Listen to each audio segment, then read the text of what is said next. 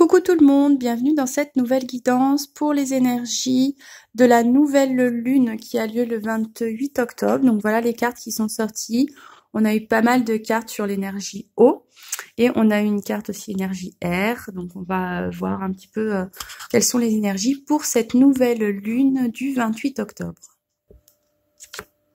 Alors, donc on a eu pas mal donc d'énergie au niveau de l'eau avec le tarot de la bienveillance. Des cartes qui sont sorties donc avec l'énergie de l'eau. L'eau, c'est tout ce qui est l'énergie du cœur, les sentiments qui font bouger les choses.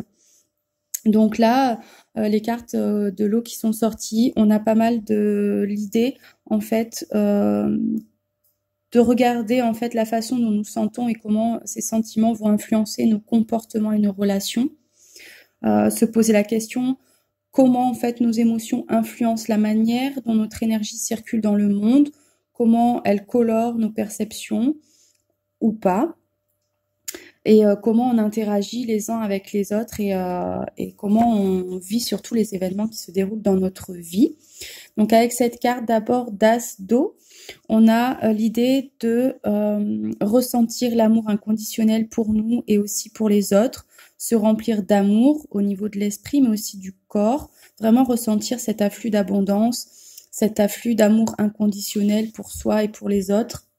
On vous demande d'être optimiste sur la réalisation de vos rêves, de vos projets.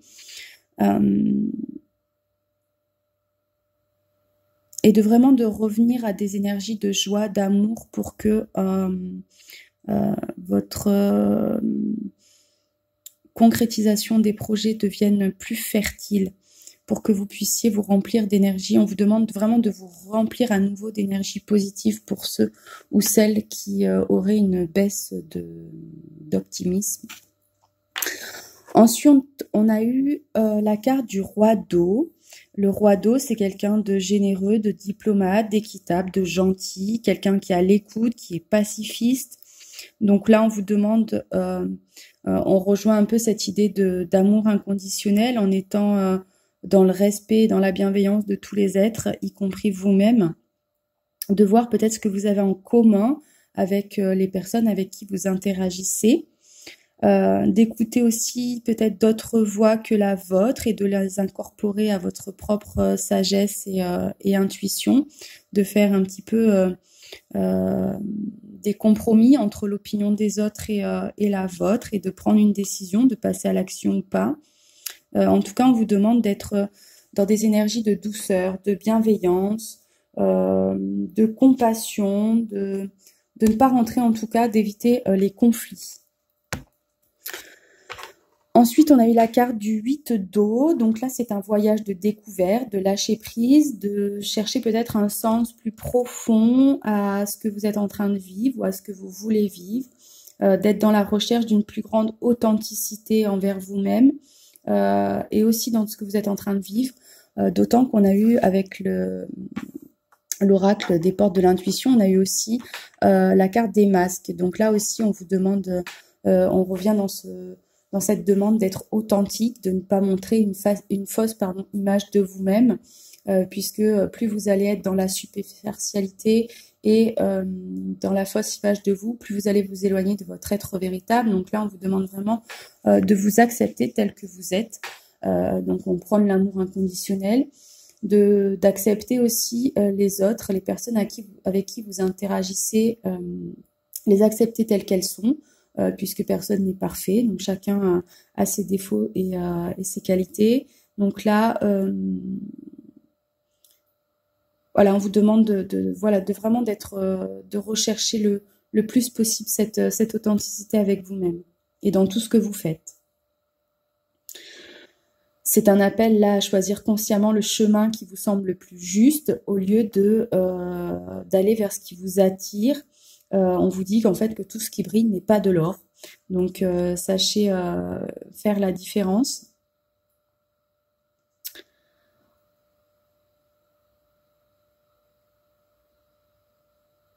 Ensuite, on a eu donc une carte d'air, le 6 d'air.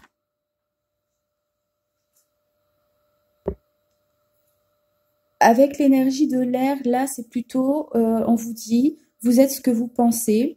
Donc, vous devez vous rappeler que vos pensées sont comme des petites graines et donc prêtez attention à vos pensées puisque des fois, vos pensées ont tendance à se matérialiser dans la 3D.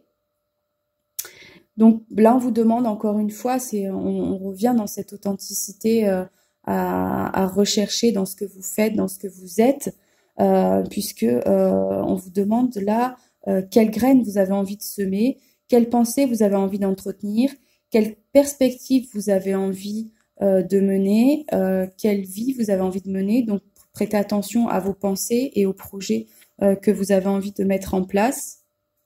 Là, c'est une invitation pour certains, en fait, à changer votre façon de penser à mesure que vous avancez, que vous évoluez et que vous acquérez, que vous allez, enfin,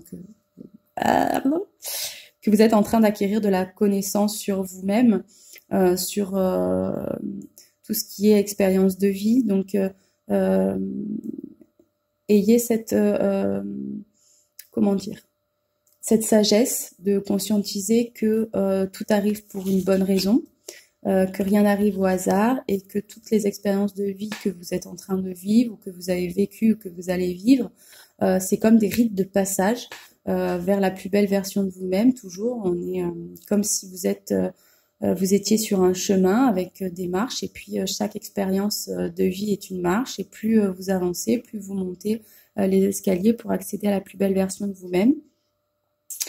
Donc là, on vous dit que peu importe ce que vous êtes en train de vivre, ayez confiance que si vous calmez votre esprit, eh bien les conditions extérieures vont se calmer aussi, puisque, je le répète souvent, mais l'extérieur n'est que le reflet de votre intérieur. Donc cherchez encore une fois cette cohérence et cet alignement avec vous-même pour que dans votre vie, ça soit aussi aligné et le plus calme possible.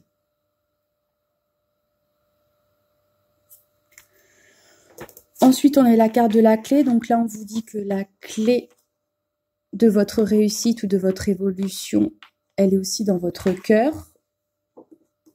Que c'est vous, finalement, qui détenez la clé de tout, de toutes les questions, en fait, que vous vous posez. Vous en avez la clé, c'est vous qui avez les réponses.